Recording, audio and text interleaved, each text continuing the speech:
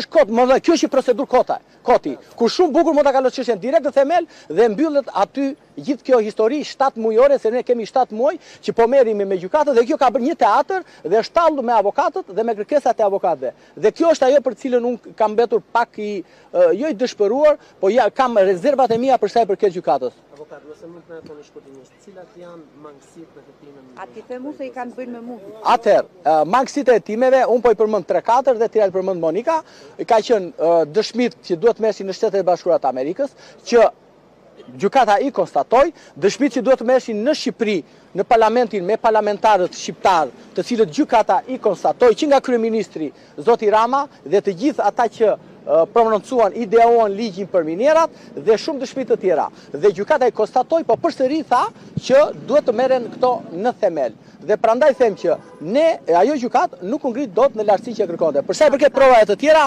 padyshim që janë provat e tjera që zonja Kryemadhi